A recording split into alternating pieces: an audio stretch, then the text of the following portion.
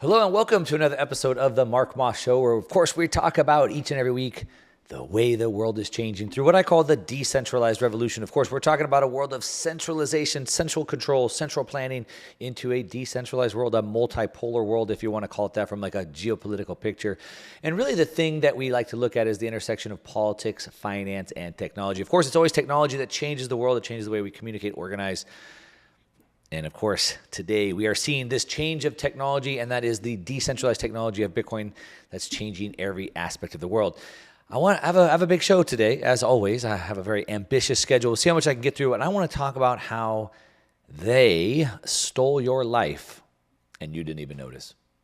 Now, what does that even mean? Well, it means a lot of things. We're going to talk about how your life has actually been stolen. We're going to talk about your freedoms, how they've been stolen, your freedom of expression, your property, the freedom of expression, the ability to transact and hold private property. We're going to talk about legalization questions, and so much more. There's a lot to cover, so we're going to get into this. If you miss any of this, don't worry, I got your back. Just check me out on the podcast. Just search Mark Moss Show on your favorite podcast player, and you can find all of the archives there. Go ahead and feel free to listen to them if you want. And if you wouldn't mind, just do me one small, simple favor, and that would be just to comment and share the episode. If you did that, that'd be amazing. I'm trying to get more people to see these, and so any type of feedback you can give me on the podcast app would be greatly, greatly appreciated. So when we talk about stealing your life, I know that sounds like a really big thing, and it is. And I want to go just philosophical with you for a second, and then we'll get a little bit more tactical. But you have to understand that the law of energy states that energy can't be created. Energy can only be transferred. All right? So in order for you and I to stay alive, we must consume calories. Calories are a unit of energy, right? So I need food, which gives me energy. That energy allows me to think and work to do more things. Now, that energy that I got in those calories wasn't created. It came from what I ate, like the animal, the cow. I like to eat steak, so that cow, I like to say that I'm I'm not going to say it, but the cow eats grass, right? So I'm on a plant-based diet. My cows eat plants, I eat the cows.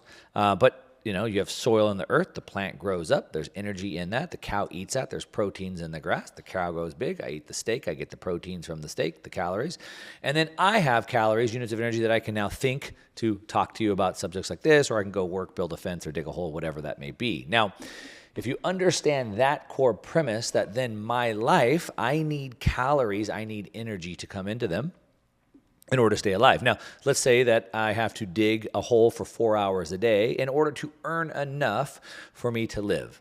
Those 4 hours that I work provides me with enough food and supplies where I can get shelter for the day. But let's say that I decide to work an extra 4 hours that day, so I work 8 hours. Well, those extra 4 hours, I don't need that today. I don't need that food, so what do? Well, I can store that wealth in like money. And then tomorrow I could choose not to work or expend energy, and I could then use that money to then provide me sustenance for that day. So that money becomes like a battery for me. It's like a life battery. Just like fat on your body is a life battery. Let's say if you had like a real rare form of like diabetes where you couldn't keep fat on, well, then you have to be eating constantly to keep calories coming in. Otherwise you die. But we store fat on our bodies, which allows us to live for weeks, or over a month without eating, because we can tap into that. That fat on your body is like a battery for your life. If you don't eat, you can continue to run. But again, if I have money, that money is also an extension of my life. I expended energy, and now that what I buy with that extra food or whatever is like a battery for me. Let's say that I save up enough and I buy a goat. Well, now that goat is like a battery. If I don't work for a few weeks, I could kill the goat, I could eat it. So it's like an extension.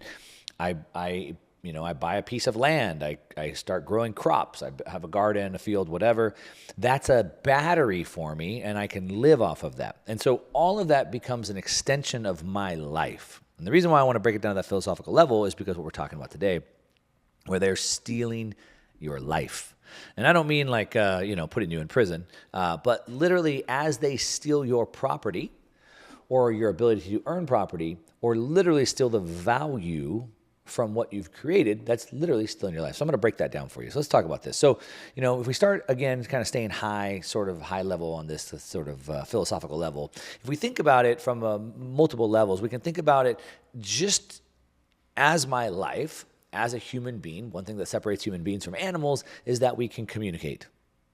We can speak, we can think, we can ideate, we can speak. And so that is something that's super important. It's unique to us as humans. That's a characteristic of it, and it's our life to be able to do that. If they want to restrict your ability to speak or your ability to express yourself, then they're stealing that from you. I know that's a little bit philosophical, but that's the way it works. Now, we know, we have famous quotes from our founding fathers. These guys were so smart. The founding fathers were so smart for a number of reasons, and I think we probably won't ever have people as smart as them because we have TikTok now.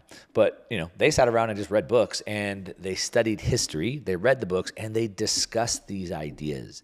One of my favorite authors, F.A. Hayek, is a Nobel Prize winner in economics.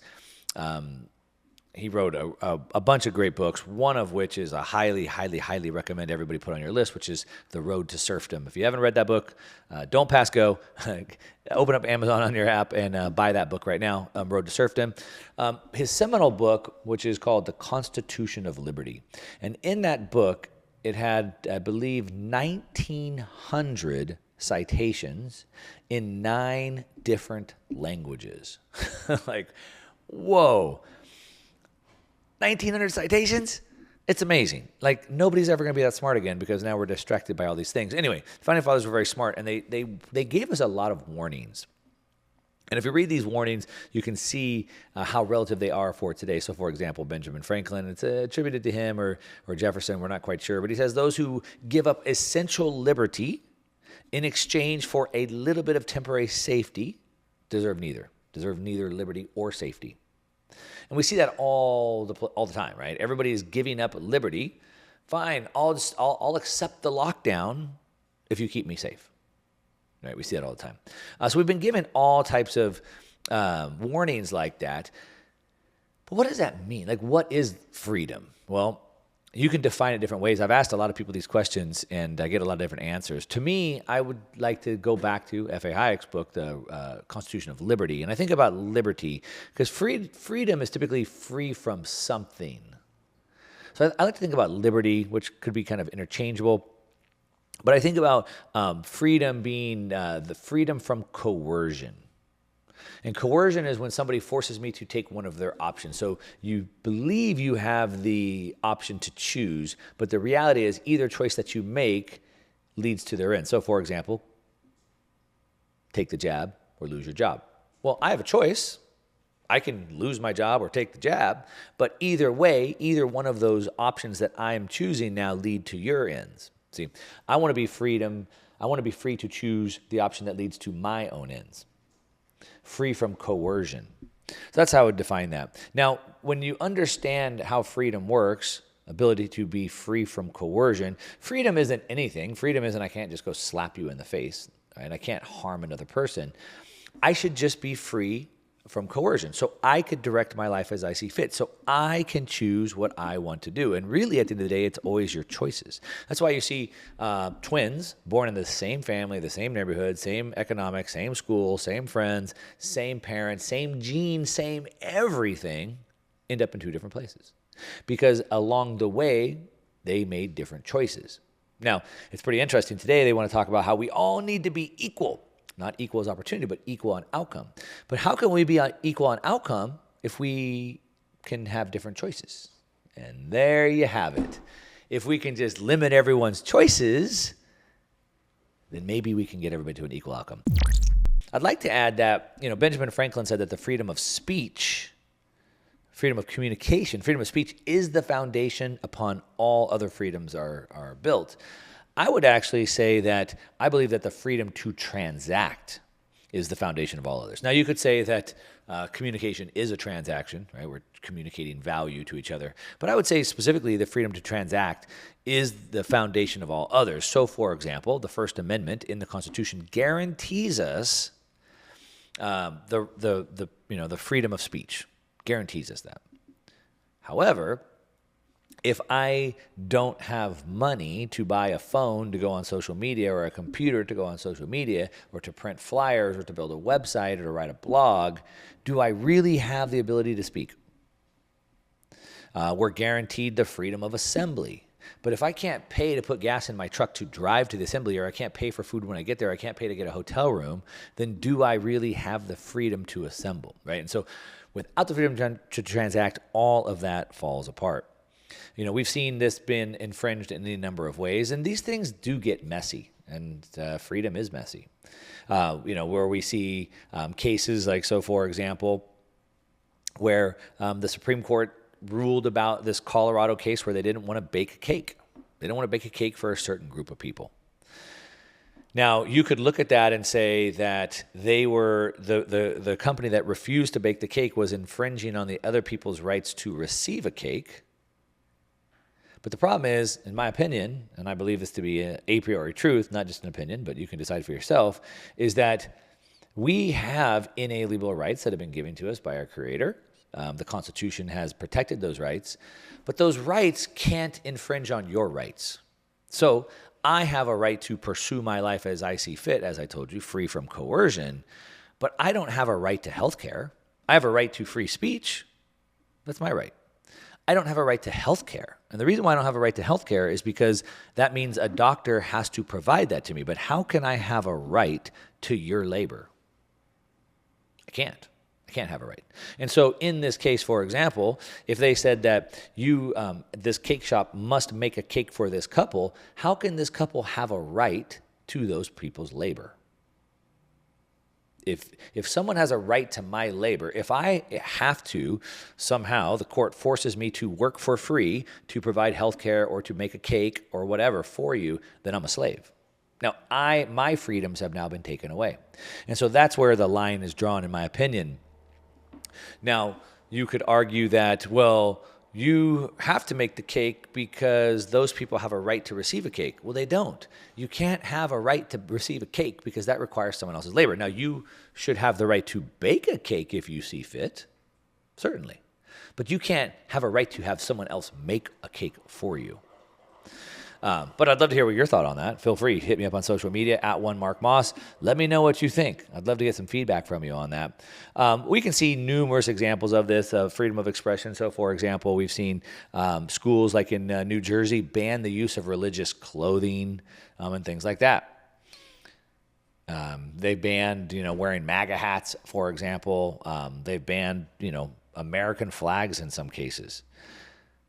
So where do those rights infringe on other people's? I would argue that hanging a flag doesn't necessarily infringe on my right. You might hang something that I don't agree with. As a matter of fact, one of my properties I own in Texas, the neighbors hang some flags that I don't agree with out there, but that's their right to hang them. It's also my right to not to look at them if I don't want to. But then, let's say gated neighborhoods like homeowners associations, for example, they could, of course, pass rules of the homeowners association that you're not allowed to hang flags. But that's not infringing on my right because I could leave that neighborhood. I used to live in a gated neighborhood, and they did things that I felt I didn't agree with, and so I left, and I moved to a neighborhood without an association, and now I can do those things. Other examples of this, freedom of speech that we see or freedom of expression that we see all the time, we could see many examples. So, for example, Jason Aldean recently, he's been depends on which side of the aisle you're on. He's either been demonized or he's been celebrated for making a song talking about, like, try that in a small town. And, he talks about this song like you wouldn't be able to get away with these types of things in a small town. And he was basically saying what's been going on in the big cities. You couldn't do that in a small town because a small town has a culture and has a community, and people have duties and responsibilities to that community, and they value that community, and they wouldn't allow you to get away with those types of things that you see in these big cities. Somehow, that became a big problem, and now cancel culture has come out in full force to try to cancel him for that song. Now, never mind all these other songs you hear about, killing people and robbing people and selling drugs to people. Never mind all those songs. Those are all okay.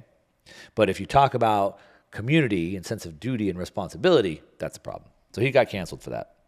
But that takes away his freedom of expression, but also it takes away my ability to hear.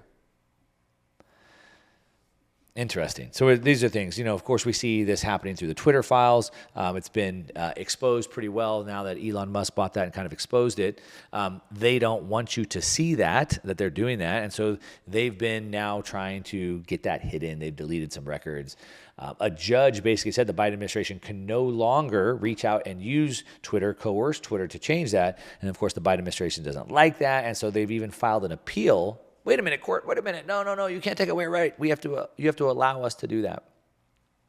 And so, again, they want to continue to take away that right. Now, what about your property? As I kind of set up in the first episode, before the commercial break, I was talking about how really all property comes from our labor, which is my life, meaning I have to expend my life force, my life energy, and the time. Time is the most scarce asset we have. I have to expend those two resources, my life, in order to gain property. John Locke, he says that the right to property is the most sacred of all rights of man. The right to own property. Man owns property. That's the way it works. In the Bible, in the 10 Commandments, the 8th commandment is thou shalt not steal. Well, by saying thou shalt not steal, that means that I can't steal, which means I can't take away someone else's property, which means that those property rights are given in the Bible by that. Now, it's interesting to look at the opposite of this, where Karl Marx wrote in the Communist Manifesto, to summarize communism in one statement is the abolition of private property. It's the exact opposite. So you got thinkers like John Locke, you got the Bible talking about having strong property rights and the problems that break down in society when people steal that property from you. And then, of course, you have Karl Marx and communism over here saying, no, it's all about abolishing private property. Let's get rid of that. When anybody would try to defend their private property, they became like a target. So you saw a couple examples of this. So, for example, you'd see people mobbing down the street, and if a shopkeeper was out there trying to stand there so their windows wouldn't get broken, then they became the target. We saw this in Missouri. An elderly couple, walked out on their porch and they held guns because the mob had not only come into the neighborhood, had gone onto their private property. They came out and stood on a porch with guns, trying to defend their property, and they were criminalized. Not the people that had trespassed, threatening to do whatever they're going to do to their house, but the people that protected it. Just like the business tried to protect it.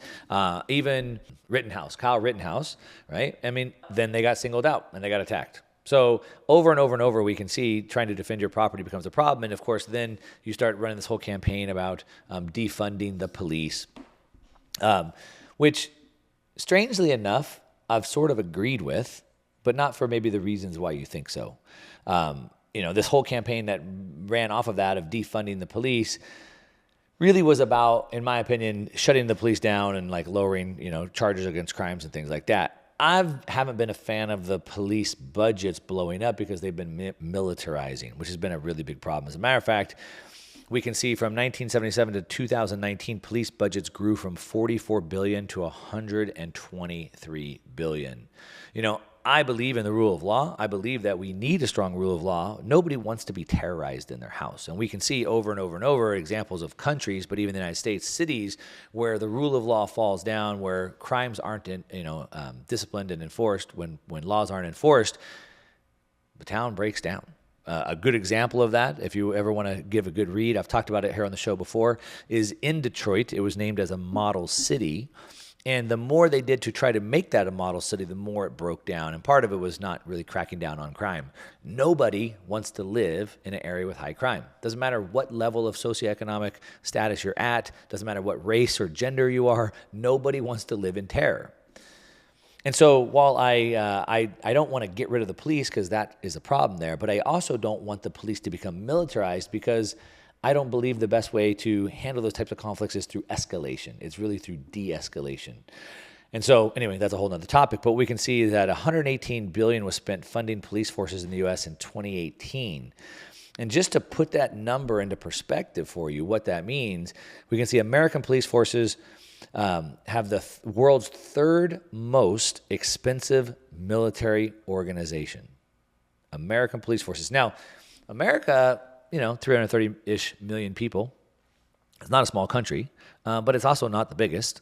But yet we have the third most expensive military organization in the police, after, of course, the U.S.'s official armed forces, and then China. So China has, 4 times the amount of people? 4 times the amount of people, but yet we spend more money. So I respect our police officers. I certainly don't want to get rid of the police officers. I'm not a big fan of them driving tanks and shooting first. I'm not a fan of that. What else? Some other things that we can see, though, is that when they did run these, defund the police campaigns in some of the big cities like New York City, Los Angeles, Minneapolis, things like that, it sort of backfired. And we saw crimes starting to explode in those areas. And again, because without the threat of jail, without the enforcement of that, then people do more of it. So, for example, I'm in California here, and of course, I'm sure you're well aware of the story of how San Francisco basically fell into the pit of despair, really led by Gascon, who was the district attorney there. Well, then LA thought that San Francisco fell so hard that why wouldn't LA want to do it? So they brought Gascon down to be the district attorney of Los Angeles. And he came in and put all kinds of crazy policies in place, including deciding to not criminalize and not punish certain types of crimes. Crimes like, for example, underage drinking. So if you don't punish that, do you think more underage kids drink? Things like driving without a license. Well, if that's not a crime, do you think more people without a license drive? Things like resisting arrest. If you don't punish people resisting arrest, don't you think people would resist arrest? I mean, why would I want to get arrested if I could just resist it and not be punished? But yet, that we did, and I advise you not to go to downtown LA and take a look, but if you do, you'll see exactly what happens from that. But it's also led to massive amounts of polarization. Now, of course, in some schools, even running the blue line flag, which is like the I support the police, has become like a symbol of hate. It's really created this massive amount of polarization. A lot of it's driven by the media, of course. It's almost like you're living in 2 different worlds depending on which news source you're living in. If you're watching Fox, you're hearing all about the Biden crime family. If you're watching CNN, you're hearing about all the charges being brought against Trump. Now, both of those things are happening at the same time, but one side is continuing to pound the table on one, the other side is talking about the other, but they're also talking about it from different angles. So for example, during the pandemic, CNN was literally running their pandemic ticker at the bottom, showing how many people were getting infected and how many people were dying, fear, fear, fear, fear, fear, fear, fear. And so when they ran all types of polls, it was no wonder that the typical base of CNN, the left or the liberals or whatever you want to call it, polled way differently on how they viewed the pandemic and what they thought the response should be than the side that watched other news sources. Now, this is not an advocate for censoring what we see, but it is showing how these types of things lead to massive amounts of a loss of freedom of expression when they start to control that. Now, a lot of it was because people that tried to speak out and provide alternative viewpoints were censored. And so while mainstream media pushed one narrative, you couldn't really get both sides of the aisle. You couldn't get both sides of to understand the issue on both sides. Now, as that was happening, we saw, like I said, not just the media becoming polarized, but we also see politics being polarized. One thing that, I wrote a book called The Uncommunist Manifesto. Just shout out, plug that. If you haven't read it yet, you should. Just go to Amazon and just search The Uncommunist Manifesto. It's like a booklet. It's about an hour read, hour and a half read, depending on how fast you read. And it was written sort of as a counter to the original book, The Communist Manifesto, which was written by Karl Marx in the late 1800s, I think 1863, which has become one of the number 1 books in both political science and economics, which is actually really scary. When I read the book for the first time, it was after the 2020, when we had the 2020 riots going on. And I remember the leaders of BLM, they said that they were trained Marxists. And so I'm like, well, I believe in going back to the source. Let me read directly from the source material. So they're trained Marxist. What does that mean? Let me go back and read Karl Marx. And so I read quite a bit of the work about him as well as the work he produced, including the Communist Manifesto. And when I read it, I was like, has anybody even read this book? Because I can't believe people would be okay with this if they did. So, for example, talking about property, as I already referenced, he writes in the book that to summarize communism in one statement is the abolition of private property. Well, I suppose if you don't have any private property, You might think that's a good idea. But really what the book highlighted was the struggle between two arbitrary classes, the rich versus the poor. Now, I say arbitrary because what makes you rich and what makes you poor? Is it 100,000? Is it 200,000? Is it 500,000? 500 million? And he says that the rich are the oppressors and the poor are the oppressed. So if I make an extra dollar, now I'm rich, and so I'm automatically an oppressor now? Like, how do you divide that up, right? But yet, that's what he did. But really, it was about pitting two groups of people against each other. And that's the same playbook that they still do today, which is taking any underserved section of the population and trying to make them victims, which that way, of course, you need the government to help you. Now, talking about the government helping you, we can see time and time again that hasn't really worked, and is certainly not helping people get the American dream. But you've been hearing me talk about my friend Dutch Mendenhall. He's the co-founder and the CEO of Rad Diversified. He's also the president of the Alternative Investment Association. And he wrote a new book. It's called Money Shackles. And in Money Shackles, it talks about, financial hamstrings that kind of keep Americans back, things that we've been taught and told that really aren't true, like go to school, get a good job, get in lots of debt, buy a car, get in more debt, and things like that. So Dutch wrote this book to give people like you and I the strategies to use debt to your advantage and to tap into lucrative alternative investments to live your American dream. He shares how he built a multi-million-dollar real estate investment empire in only 3 years, and he's on a mission to help other people achieve the same American dream. Check out the book, Money Shackles. You can go to therad.com. That's THERAD.com, therad.com. Check out the book, Money Shackles. Now I want to talk about it to a little bit more of a tactical way, and we'll talk about it from an economic standpoint of your money. Now, when you think about it, as I kind of set up in the very beginning from a philosophical level, that I have to expend my life's source, my life's energy, in order to acquire the property, money. Money is where I could store that energy so I could use it later. So let's say that I work those extra 4 hours digging that hole. I get the money. I can save that money. So tomorrow I don't have to work 4 hours. I can then deploy that money to get the resources that I need. And so that's the way that you can look at money, like a stored source of value, a stored source of energy. But what happens is, as you're probably well aware, at least if you tune into my show on a regular basis, is that when they inflate the money supply, when they increase more money, that means the existing money buys less goods and services. So when you see prices going up, it's not that prices are going up.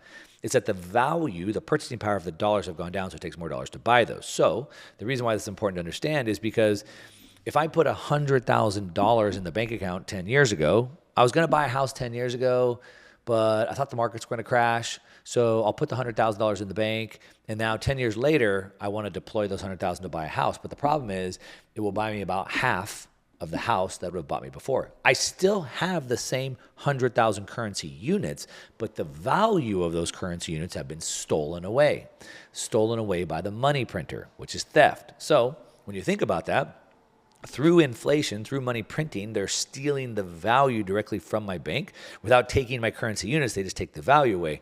But it's a way that they actually steal my life. So for example, you hear about inflation. It's come back down a little bit. It's down to about, I think the latest reading shows 3.2%, up a little bit from the last reading. But to put this into perspective, what does that mean? That means they want to steal only 3% of your life per year. Now, the Fed's target is 2%, so they only want to steal 2% of your life per year. So, only 10% of your life over 5 years. No big deal, right?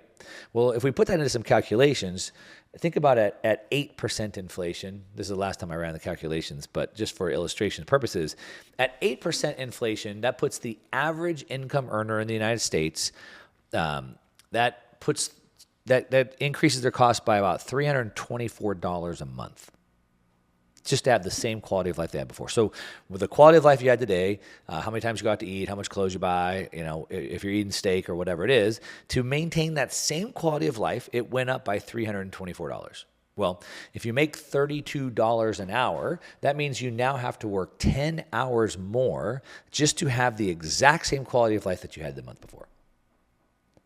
Now, when I talk about stealing your life, it's because that's 10 extra hours you have to work to have that same quality of life. And that's 10 extra hours of your life that you could spend in a way that you see fit, to learn a new skill, to start a new business, to spend time with your wife so you have a good relationship, or with your kids so you have a good relationship, or in the gym for your own health, or whatever it may be. It's your life. You should be able to spend it as you see fit. But now The government has stolen that from you because now you're forced to work those extra hours just to maintain the quality of life. Now, you could not work those extra hours and then you could just have a lower quality of life. Either way, your life has been stolen. I don't have the data in front of me. I've used it many times, but you can see like the average hours of work it required to buy the median home in 1970 versus the average hours of work it takes to buy the median home today, the car, et cetera, one share of the Dow, et cetera. And over and over, you can see that your life is literally being stolen. Now, it hasn't always been the case. As a matter of fact, these taxes aren't super new. Now, of course, if you understand how America was founded, you know that, of course, taxes have always been part of the rub, right? There's the great Boston Tea Party where the United States revolted against paying taxes to Britain. They didn't want to pay no taxation without representation. The amount of taxes they paid were minuscule compared to what we paid today. But really where taxes really got their hold, we saw them in the Civil War in the 1860s. They imposed a tax, a 3% income tax for the war, and then after the war was over, they dropped it. But really where the income taxes got ratified was in 1913. And what's important to understand about 1913 is why. What else happened in 1913? Well, we saw the creation of both the IRS and the Federal Reserve. So the Federal Reserve, gold had been money for all of history, and now the Federal Reserve wanted to create fake paper, counterfeit money out of thin air.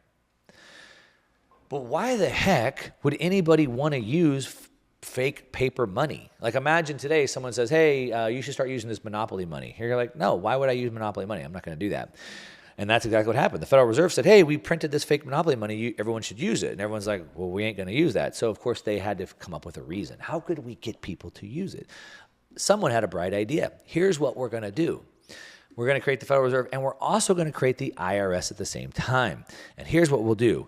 Since nobody wants to use this fake counterfeit paper money, monopoly money, what we'll do is we'll create the IRS, and now you have to work all year collecting that fake money so you can send it back to us at the end of the year.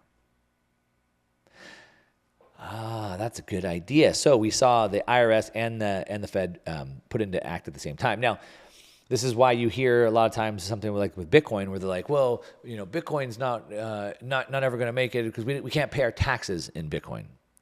And that's where it goes back to, really the creation of that. Now, I have seen a few states, I believe Colorado, I want to say maybe Arizona. There's a handful of states that are now allowing you to pay your taxes in Bitcoin.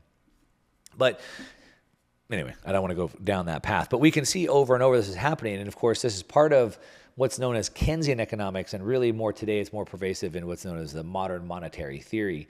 In modern monetary theory, theorists believe they could just print an unlimited amount of money, which to most of us go, but wouldn't that create a lot of inflation? And they look at it sort of like, think about the money supply as like a bathtub, where they could print as much money as they want, and if the water level or if the monetary level starts getting too high, then they pull the plug at the bottom, which is the taxes. And then they can just tax the money out of the system, and they can fill it back up, and they can tax it back out. And somehow they think they can control the entire economy by printing as much money as they want and then just imposing taxes arbitrarily. Of course, we have hundreds of years of facts that show that that doesn't work. As a matter of fact, there's been studies that show that regardless of what the tax rate is, whether it's 2%, 5%, or 50%, the percentage of revenue compared to GDP that the government receives is always about the same. And the reason why is because incentives. Here in California, we have legalized marijuana, and they thought it would be a good idea to legalize it and we'll just tax it, and that way it'll be a massive extra revenue source for the government. The problem is that they got greedy and they put a massive tax on it. Now, I don't work in that industry, so I don't have the exact data, but they have put a very, very, very large tax on it. So large, in fact, that most of the people involved in the legal marijuana trade business can't make a profit.